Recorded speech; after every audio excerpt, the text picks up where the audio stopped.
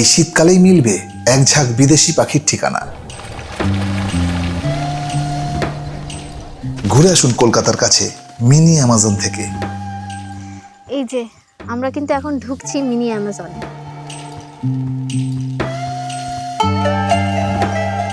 শীতকালে অসংখ্য জানা অজানা বিদেশি পাখি আস্তানা গেড়েছে অক্সবোরডে। কি অপূর্ব লাগছে এই জায়গাটা, একদম একটা ডিফারেন্ট অভিজ্ঞতা এখানে এসে আমি পাচ্ছি। হুগলি নদী বয়ে যাওয়ার পথেই তৈরি হয়েছে এই অক্সবোরড। এই হ্রদ প্রায় 3 কিলোমিটার পর্যন্ত বিস্তৃত। জলেই দেখা মিলতে পারে বিভিন্ন প্রজাতির প্রাণী। জলের মধ্যে কিন্তু আমরা একটা শুশুক দেখতে পেয়েছি।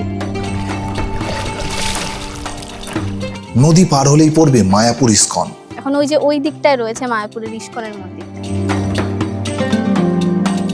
বিশ্বের সব থেকে বড় জঙ্গল অ্যামাজনে যেতে গেলে অনেক খরচ, তাই দুধের স্বাদ গোলে মেটাতে আপনি আসতেই পারেন কলকাতার খুবই কাছে এই মিনি অ্যামাজনে।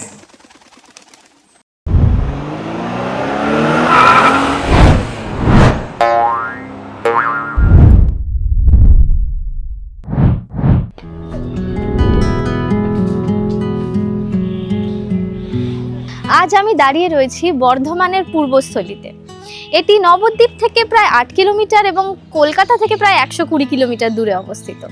এই পূর্বস্থলীরই একটি ছোট্ট পাখি বিচরণ স্থান হলো চুপির চর। অবশ্য আমরা আগে এখানে ভিডিও করে গেছি, তবে আজ যাব চুপির চরেরই আরেকটি জায়গা, লোকে যেটাকে বলে মিনি অ্যামাজন। তাই দেরি না করে চলুন ঘুরে আসা যাক।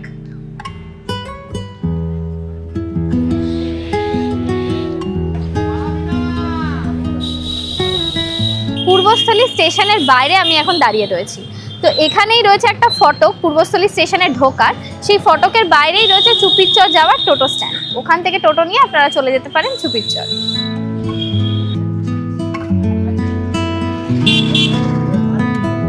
এই যে টোটো স্ট্যান্ড, তো এখানে অনেক টোটোই রয়েছে, তবে চুপির চর যাওয়ার জন্য মাথা পিছু কিন্তু ভাড়া লাগবে 20 টাকা করে। তো আপাতত উঠে বসি, লোক হলে ছাড়বে।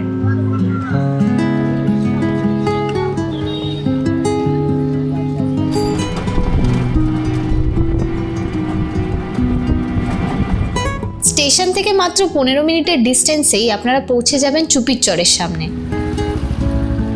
এটি হলো টোটো স্ট্যান্ড, আবার এখানে গাড়ি পার্কিংও করা হয়।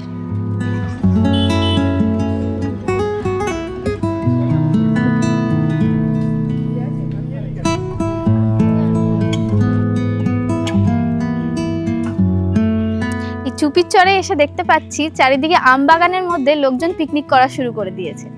এই দিকটা পড়ছে অক্সবোরড, হ্রদের মধ্যে দিয়ে বয়ে যাচ্ছে নৌকো, আর হ্রদের ধারেই চারিদিকে যে জমিগুলো রয়েছে সেখানে সবাই পিকনিক করছে এই অপূর্ব একটা পরিবেশের মধ্যে।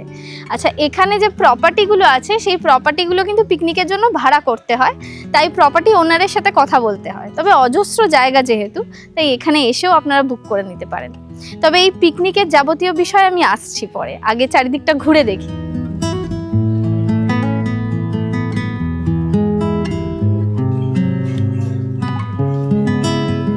ভিতরের দিকে যাচ্ছি, এখানে এসে বুঝতে পারছি যে প্রচুর লোক হয়েছে, পিকনিকের জন্য কিন্তু বেশ ভিড় হয়েছে। আর এখানে দোকানের পরিমাণও ধীরে ধীরে বাড়ছে, মানে আগেও এসছিলাম, তাই থেকে এবারে এসে বুঝতে পারছি দোকানের পরিমাণ দিন দিন অনেক বেড়ে যাচ্ছে।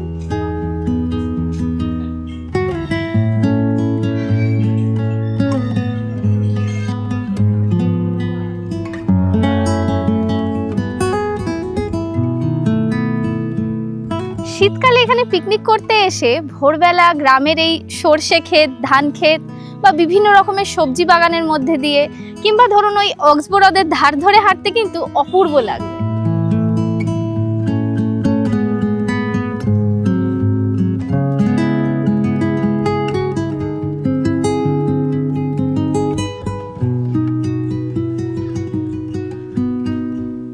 ঝকঝকে পরিষ্কার পরিচ্ছন্ন এই গ্রামে পাখিদের আসা যাওয়াটা কিন্তু একটা উৎসব।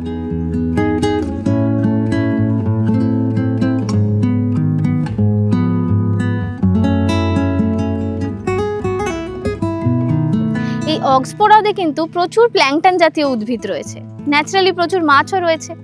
তবে হ্যাঁ, এখানে কিন্তু আপনারা জাল দিয়ে মাছ ধরা দেখতে পাবেন না। ওই যে দূরে দেখতে পাচ্ছেন, কয়েকজন মাছ ধরছে, ওনারা বড়শি দিয়ে মাছ ধরছে। এখানে অ্যাকচুয়ালি বড়শি দিয়ে মাছ ধরা অ্যালাউ আছে।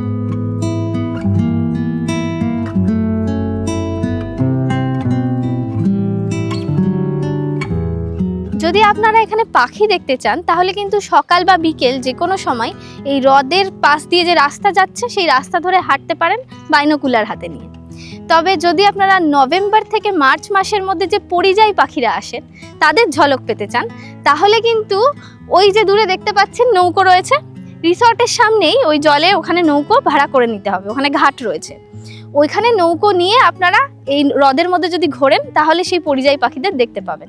তবে নৌকোর ভাড়া কি আছে না আছে সেগুলো সব জানাবো আপনাদের।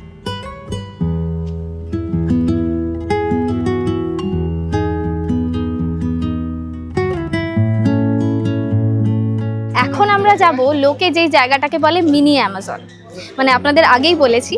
তবে হ্যাঁ, যদি আপনারা শুধু পাখি দেখতে চান সেক্ষেত্রে কিন্তু নৌকো ভাড়া করে হ্রদের আশপাশটা একটু ঘুরলেই আপনারা পাখি দেখতে পাবেন। কিন্তু যদি অ্যামাজনে যেতে চান সেক্ষেত্রে কিন্তু হাতে সময় নিয়ে আসবেন, কারণ যেতে 2 ঘন্টা এবং আসতে 2 ঘন্টা লাগবে।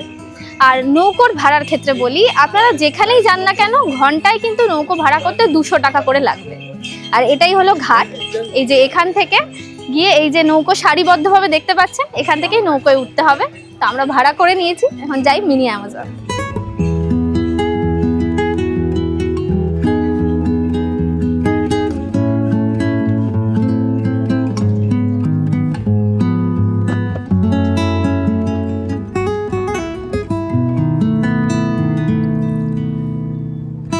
নৌকো আমাদের ছেড়ে দিয়েছে, আমরা যাচ্ছি এখন অক্সবো হ্রদের উপর দিয়ে পাখি দেখতে দেখতে মিনি অ্যামাজন।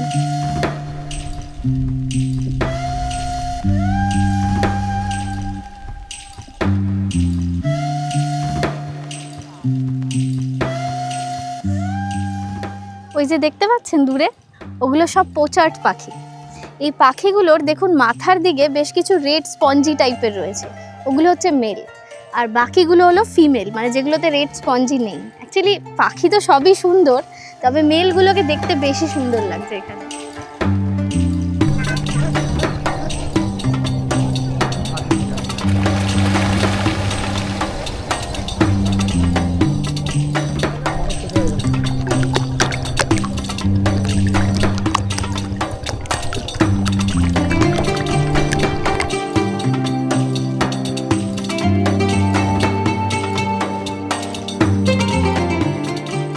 সুদীর্ঘ এই অক্সবো হ্রদ হুগলি নদী বয়ে যাওয়ার পথে তৈরি হয়েছে 3 কিলোমিটার ব্যাপী এই অক্সবো হ্রদটি। তবে এর লাগোয়া যে চ্যানেলগুলো রয়েছে সেগুলো যদি ধরা যায় তাহলে কিন্তু এর ব্যাপ্তি প্রায় 11 কিলোমিটার মতো হবে। এই হ্রদের উপরে নৌকো নিয়ে যেতে যেতে মানে ফিল হচ্ছে যে চারিদিকের পরিবেশটা তো অপূর্ব, তার মধ্যে একটা হালকা হাওয়া দিচ্ছে, চরম লাগছে, মানে এই অনুভূতিটাই আলাদা একেবারে।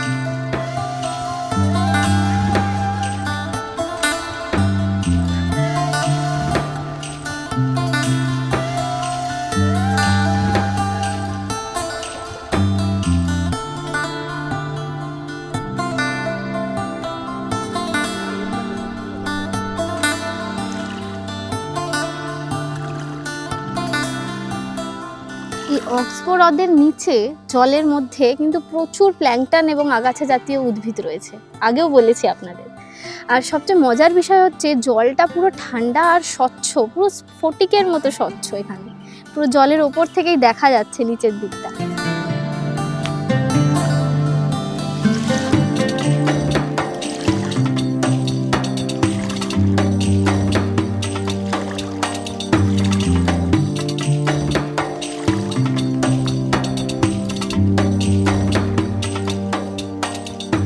শীতকালে অসংখ্য জানা অজানা পাখি এখানে ভিড় করে। নৌকোয় চড়তে চড়তে মাঝিরাই আপনাদেরকে চিনিয়ে দেবে বিভিন্ন রকমের মাইগ্রেটেড পাখি, যেরকম অসপ্রে, পোচার্ড তো এখানে প্রচুর পাবেন। তাছাড়াও কিংফিশার রয়েছে, মুরহেন্স রয়েছে, জ্যাকানা রয়েছে, এমন নানান ধরনের পাখি এখানে দেখতে পাওয়া যায়। আচ্ছা, ওই দেখুন একটা ফিঙে।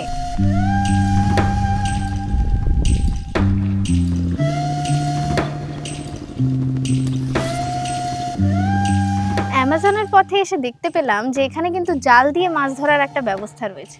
এই যে দেখুন এই জালটা।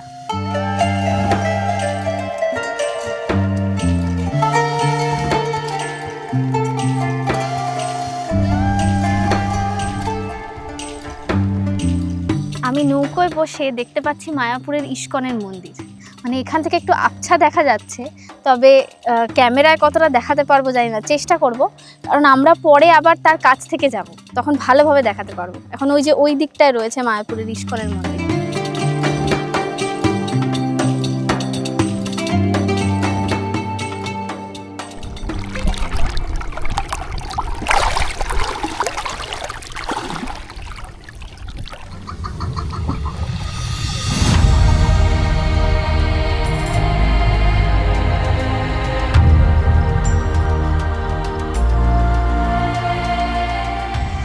এই যে আমরা কিন্তু এখন ঢুকছি মিনি অ্যামাজনে। এই জায়গাটাকে মিনি অ্যামাজন বলার কারণ হলো এখানে দেখুন জলটা একদম পুরো ক্যানেলের রূপ নিয়েছে, আর চারিদিক থেকে এরকম গাছপালাগুলো একটা ছাতনা তৈরি করেছে। এই যে এই জায়গাটা মূলত বর্ষাকালে কিন্তু পুরো জলে ঢাকাই থাকে, মানে অনেকটা উপরে উঠে যায় জলের লেভেল, কিন্তু শীতকালে জলটা নেমে যায়। আর সেই সময় মানুষ এরকম নৌকোয় করে এই জায়গাটা ঘুরতে পারে, কারণ এক তো জলের লেভেল কম, তার উপরে গাছপালাগুলো উপরের দিকে উঠে আসে, ফলত গাছপালাগুলো যে শেপটা তৈরি করে এটা পুরো অ্যামাজনের একটা ফিল দেয়। সে কারণেই বোধহয় এই জায়গাটাকে মিনি অ্যামাজন বলা হয়েছে।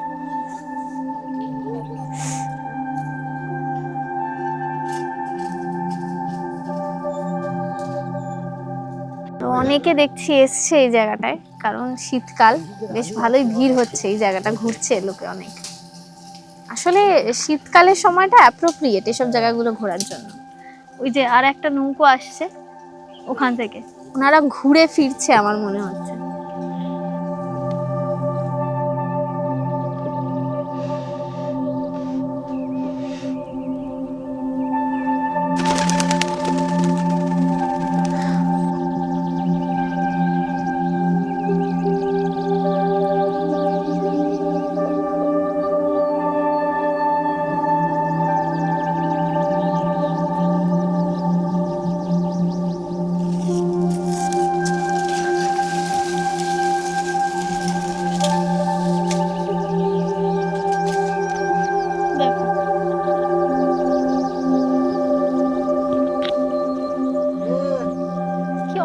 লাগছে এই জায়গাটা, একদম একটা ডিফারেন্ট অভিজ্ঞতা এখানে এসে আমি পাচ্ছি, কারণ এরকম জলের মধ্যে থেকে চারপাশে গাছ, এই যে পুরো নৌকো ধাক্কা খাচ্ছে, এত সরু এই জায়গাটায়।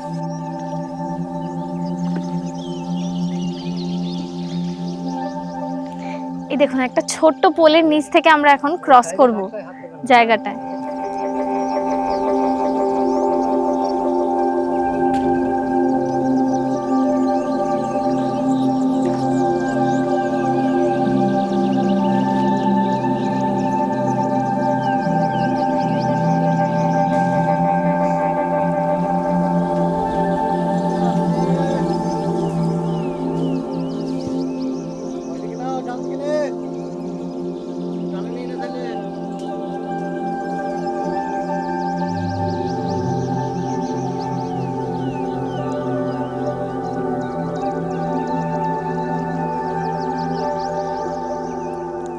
এবার কিন্তু আমরা হুগলি নদীতে ঢুকছি, মানে এই নদীটা গিয়ে হুগলি নদীতে যে জায়গায় মিশছে, নৌকা এখন সেখানে নিয়ে যাচ্ছে। এই যে এই জায়গাটা,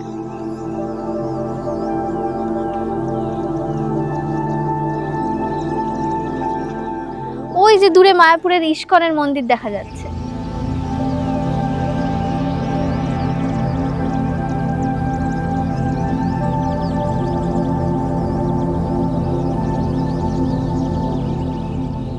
অ্যামাজনের যে এই ট্যুরটা ছিল সেটা কিন্তু এই হুগলি নদী থেকেই রিটার্ন করানো হচ্ছে, মানে এই অবধি ঘুরিয়ে তারপর আবার নিয়ে যাওয়া হবে যেখান থেকে নৌকোর ঘাটে উঠেছিলাম।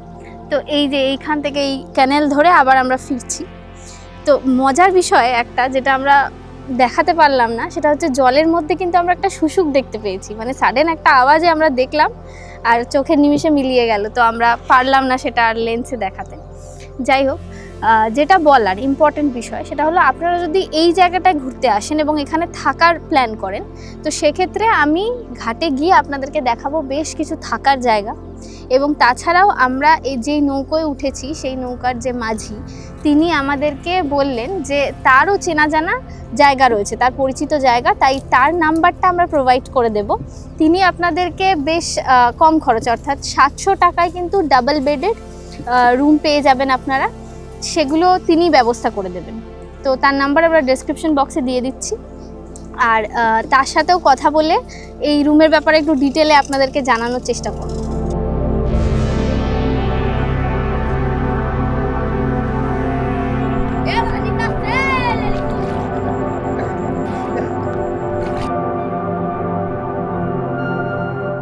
আমাদের যিনি নৌকো চালাচ্ছেন তার সঙ্গে একটু আলাপ করে নেব। ওনার নাম হলো ছোট হালদার।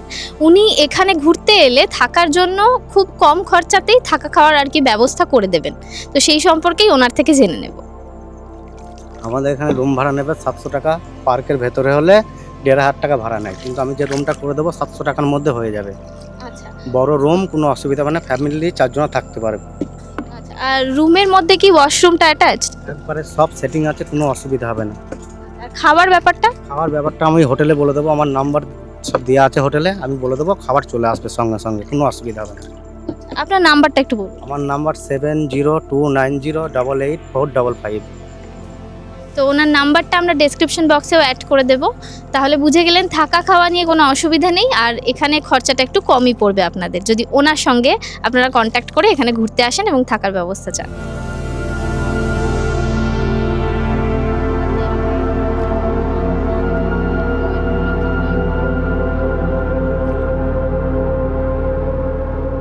মিনি অ্যামাজনটা আপনাদেরকে ঘুরে দেখালাম। তো এখন আমরা ফিরছি ঘাটের দিকে। তো নৌকোয় থাকতেই আপনাদেরকে যেরকম ছোটদার যে পরিচিত থাকার জায়গা আছে সেটার ব্যাপারে বললাম, সেরকমই রিসর্টও রয়েছে বেশ কিছু, যেগুলো একদম ঘাট সংলগ্ন। সেগুলো আপনাদেরকে ঘুরে দেখাবো। সেগুলোর ক্ষেত্রে ভাড়াটা কিন্তু একটু বেশি পড়বে। তো চলুন ঘাটে নেমে এবার সেগুলো আপনাদের সাথে শেয়ার করে দেখাই।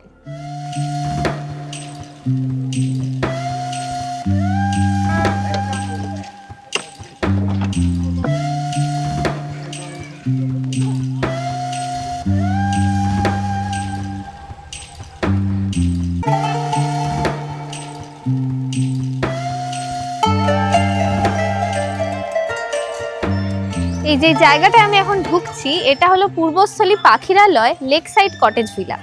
এটা অক্সবোরথের একেবারে গা ঘেঁষেই রয়েছে।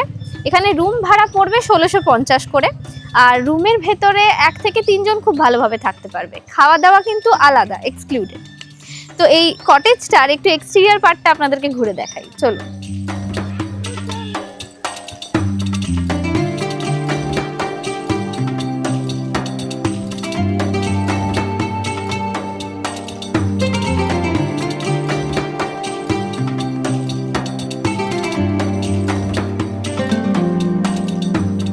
যারা শুধুমাত্র এখানে ঘুরতে আসছেন তারা এরকম হোটেল থেকে খাওয়া দাওয়াও করতে পারবেন এবং এই রকম সুলভ শৌচালয় ব্যবহারও করতে পারবেন। থাকার জন্য পেয়ে যাবেন আরও এরকম টাইপের হোটেল। পিকনিকের জন্য কন্ট্যাক্ট নাম্বার ডেসক্রিপশনে দেওয়া রইল।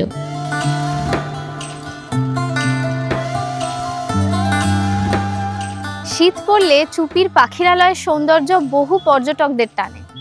জলে নৌকা ভাসিয়ে মাঝিরা এখানে বহু পরিযায়ী পাখিদের চিনিয়ে দেন পর্যটকদের।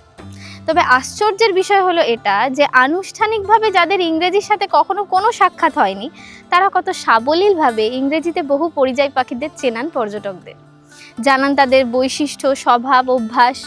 আর তাদের এই গুণ কিন্তু বহু প্রকৃত শিক্ষিত মানুষকে ভীষণভাবে মুগ্ধ করেছে। তো যাই হোক, আজকের ভিডিও তো আমি এখানেই সমাপ্ত করছি, আর দেখা হবে অন্য কোনো ভিডিওতে। তবে যাওয়ার আগে একটা সাজেশন আমি দিয়ে যাব, সেটা হলো যারা এখানে ঘুরতে আসবেন তারা কিন্তু এখানকার সূর্যাস্তটা একদম মিস করবেন না।